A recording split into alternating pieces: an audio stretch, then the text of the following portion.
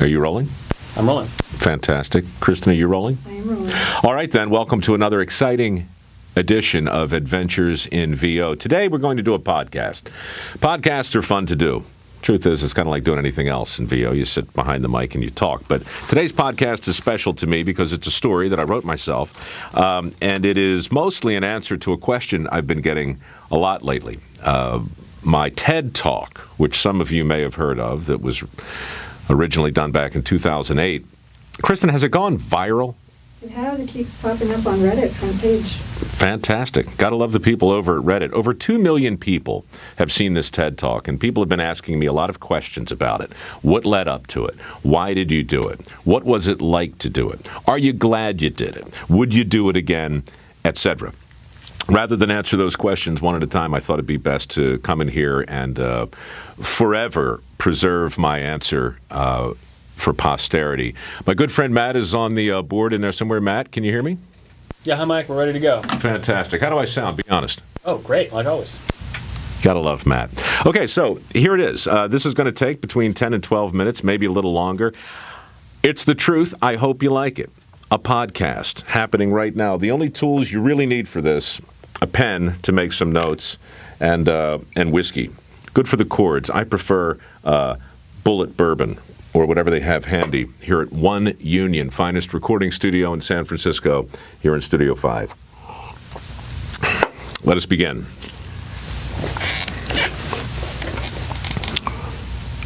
The invitation was delivered FedEx. Looked like a wedding announcement. It arrived in a thick and creamy envelope and weighed about the same as a Frisbee. On the outside, the letters EG had been carefully embossed into the ivory vellum. I was immediately suspicious. Years ago, a college professor had lowered my grade on a paper because I had used EG when I should have used IE. As you probably know, EG is Latin for exempli grati and means for example. Conversely, IE, also Latin, means id est, or that is. To me, it's a distinction without a difference, but English professors hold a different view, and I paid the price for straying outside my mother tongue. I opened the envelope and removed the heavy bond. In this case, EG stood for something called the Entertainment Gathering, i.e., an annual meeting of some kind held in Monterey, California. Apparently, I had been invited to address the attendees at EG 2008. My suspicion deepened. Conferences give me the creeps, and gatherings conjure up images of Wiccans and hippies, neither of whom should be allowed to assemble in large numbers. The invitation, however, was too incredible to discard. So I read the whole thing. Here's a portion of it. In my head, it sounded like John Houseman and Fraser Crane all mixed together. Announcing the fourth in a series of conferences that draw together the best creative forces in our society. How does one explain EG? It's a bit like music. But talking about music is like dancing about architecture. Music taps feelings so deep and so special that we don't have words for them. Music names them for us. You can't really explain music in words. Well, this is not just another conference with all its rich counterpoint of ideas and insights. EG is more like the music of civilization, and you can't adequately describe it in words or even in music. You need to experience it. You need to immerse yourself. Ingredients: 50 presenters, passionate geniuses, rising stars, living legends, and national treasures. 500 attendees cut from the same cloth. A brilliant program of brief talks and luxurious mingling. Small, intimate, not an orgy. 3 days filled with ideas and moments that you will savor forever. EG celebrates our most creative and uniquely American entertainment industries. Kaleidoscopic in their patterns of innovation, they are a breeder-reactor for talents, technologies, and ideas that inspire many of the boldest trends in our culture. EG redefines what it really can mean to entertain ideas. Personally, I'm confused by gatherings that preclude the possibility of an orgy, especially with so many breeder reactors on hand. I also look askance at the term living legends. It seems to me that all legends, by definition, ought to be dead. As long as you're alive, the possibility for scandal and disgrace are always standing by to destroy a lifetime of legendary work. Why tempt fate? Nevertheless, I was curious to see what kind of money a national treasure like me might get paid to speak at a luxurious mingling of truth-seekers cut from the same cloth. So I called the number on the invitation and got a voice that was female, enthusiastic, and vaguely British. I never got her name, but she sounded a lot like John Cleese channeling Emma Thompson. Hello. Hi there. This is Mike Rowe. I'm responding to the invitation you sent to speak at an event in Monterey next month.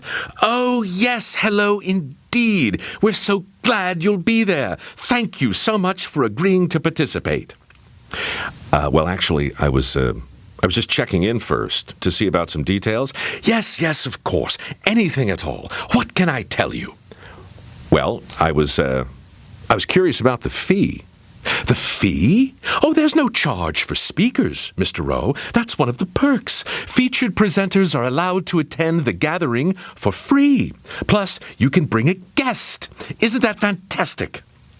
Well, yeah, sure, it's great, but look, I was actually wondering about, the accommodations? They're complimentary and all first class. Have you been to Monterey before, Mr. Rowe? Yeah, I've been down there many times, but look, really, I was wondering about travel. Don't give it a second thought. Your travel will be reimbursed, as well as dinner every day and a nutritious snack between sessions. Sound good?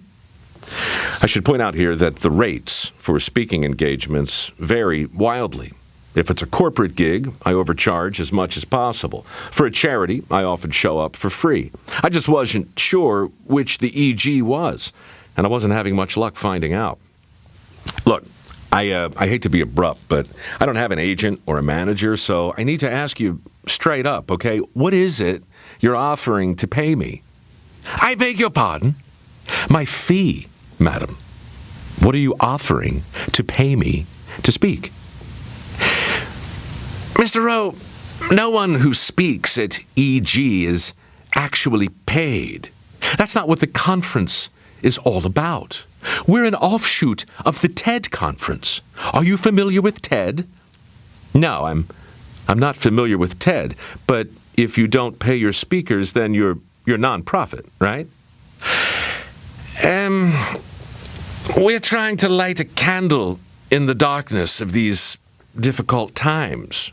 EG is about inspiration and hope, about coming together at a time when people need inspiration and hope. So, tell me something then. How much would it cost if I wanted to attend the conference but not speak at the conference? Well, that would depend.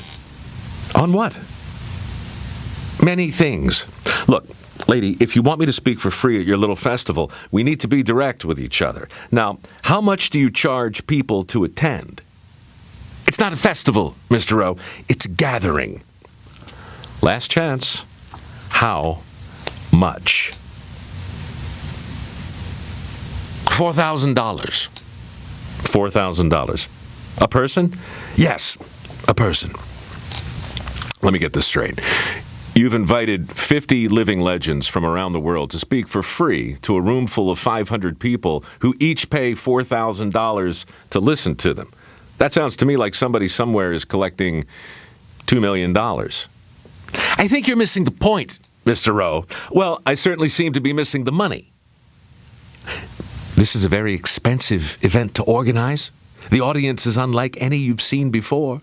You'll be sharing the stage with captains of industry, world-class musicians, inventors, philanthropists, the very best thought leaders of our time. Thought leaders? That's right, thought leaders. Well, it sounds like quite an honor. Oh, it is, Mr. Rowe. It is. And none of these people get paid? Of course not. They see it as a privilege to speak in front of such a unique and unexampled audience. Okay, I got it. Thank you. Let me get back to you. It all sounded pretty squishy to me, but the opportunity to freeload for a few days in Monterey is never a bad idea, and for once, my calendar was clear. So, when December 11th rolled around, I packed a bag and headed down the California coast to broaden my horizons and contribute a few notes to the music of civilization. The drive was nice, the one that I've made many times before. I took a few detours through the Central Valley and cruised through America's Salad Bowl at a leisurely pace. It's impossible to visit Monterey and not think about hard work and good food in Cannery Row. The sheer amount of grub that comes out of that single county is staggering. Lettuce and strawberries, sugar beets, wheat, grain, corn, beans, asparagus. It's endless.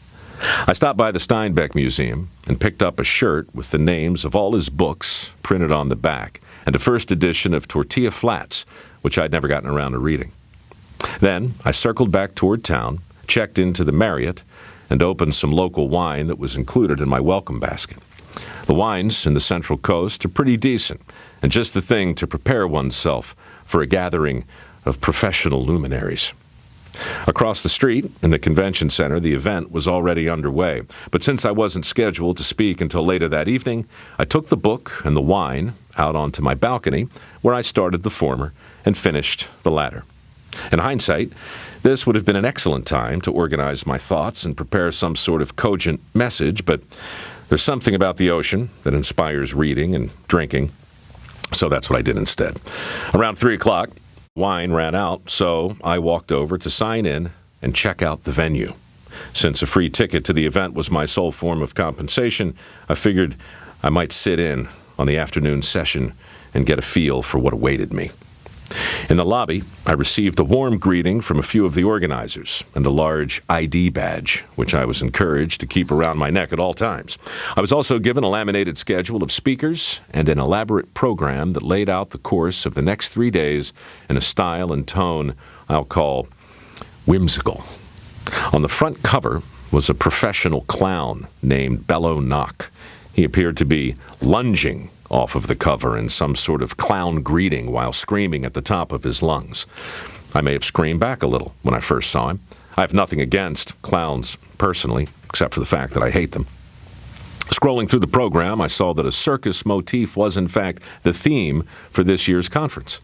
Every speaker had been reimagined artistically from an existing photo into a droll caricature and was accompanied by a brief biography, along with a fanciful title.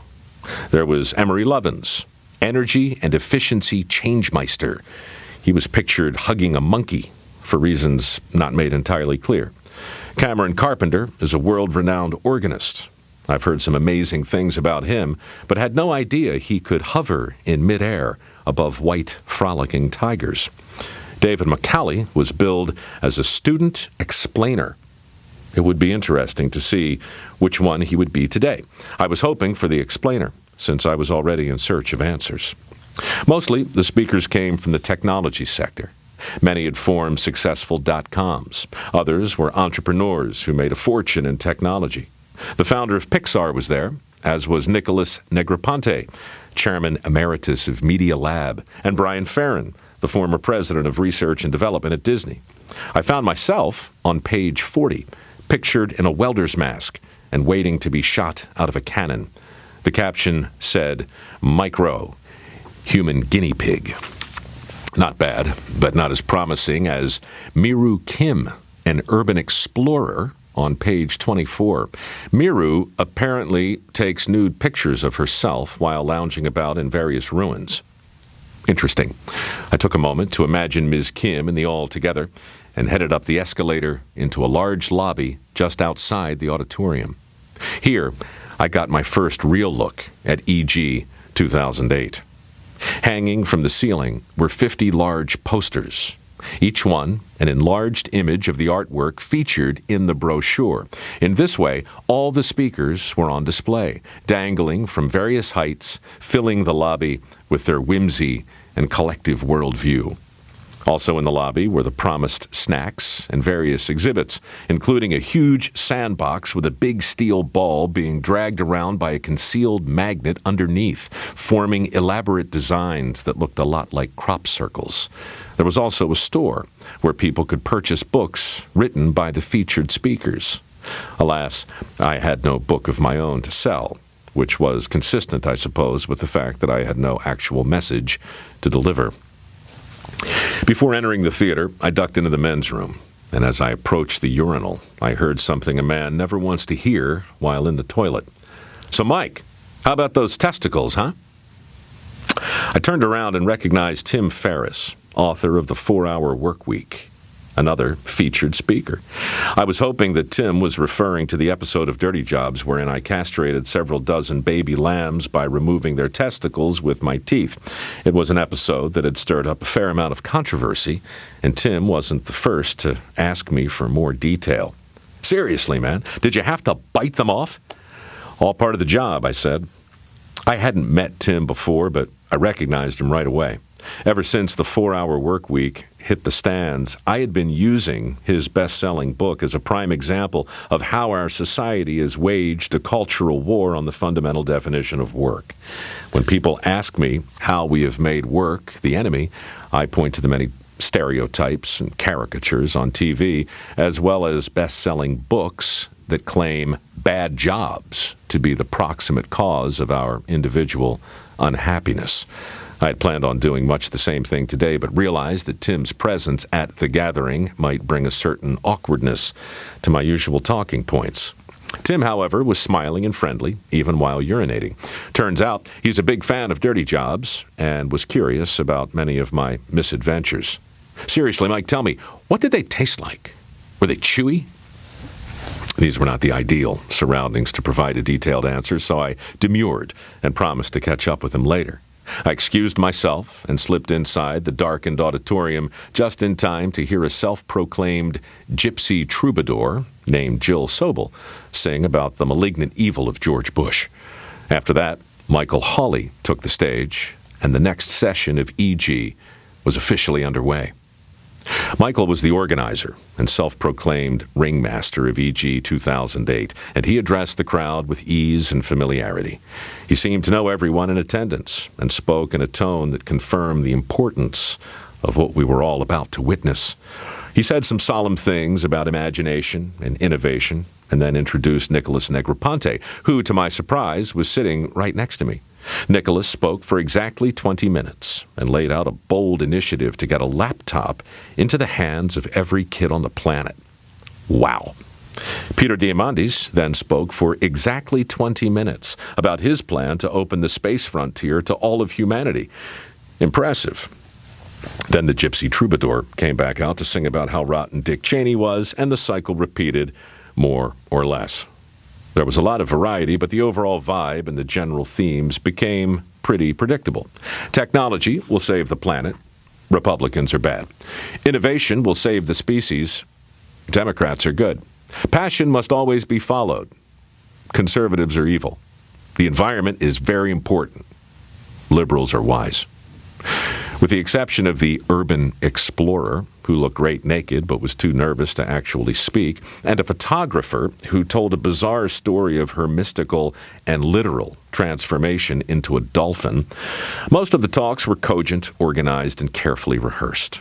Every speaker had a visual aid of some kind, and each presentation was enhanced by a multimedia package.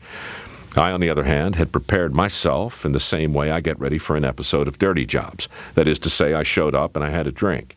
Clearly, that was a mistake. The informal Q&A that defined most of my speeches was not going to work here. These were carefully structured presentations, timed down to the last second. Oh well. At least my stream of conscious tap dance would be limited to a small audience of 500 truth seekers. Then, I noticed the cameras. I'm not sure how I missed them earlier, but there they were, one in front of the stage on a tripod, and one on the shoulder of a guy who was roaming around the audience. Shit, this was a problem. I thought about the paperwork I'd signed in the lobby and realized it was probably a release. My mind began to race, and for the first time in a long time, I started to feel nervous. My normal message, learn a trade, avoid all student debt, and stop chasing some bullshit dream, would go over here like a fart in church. I had no plan B and no audiovisual tricks up my sleeve. Now, I knew with certainty that whatever came out of my mouth would be entered into that vast repository of online videos assembled for people who wish to broaden their horizons without actually leaving the house. 10 minutes later, Michael Hawley finally called me up to the stage. I had no clear notion of what I was going to say and a wine buzz that was completely unforgivable. But when I looked out at 500 expectant faces, curious to hear what the human guinea pig might have to say about the angels of our better natures, I saw Tim Ferriss sitting right there in the front row. And in that instant, I knew exactly what to do. I would answer Tim's question right then and there. I would do so in great detail. And along the way, I tried to bend my reply into a message of sorts. A message no more than 20 minutes. A message fit for a gathering. Anyhow, that's our podcast for today. Matt, how long was that, roughly? Any idea? It was about 18 minutes. 18 minutes. Interesting. I thought it'd take 12. It took 18, almost as long as the TED Talk itself. I suppose if I talk for another 97 seconds, it would be just as long, but what's the point in that? Kristen, final thoughts? I like that story. Beg your pardon? I like that story. Oh, thank you. It's nice of you to say. What we're going to do, well, what Matt's going to do is magically add some music into the parts where I think some music would be good, and then we'll post it wherever you post podcasts. But then again, really, why would you listen to that? You just heard it here, so whatever. Hard to know, really, how to end a podcast, Kristen. I could just say cut. I would. Oh, cut?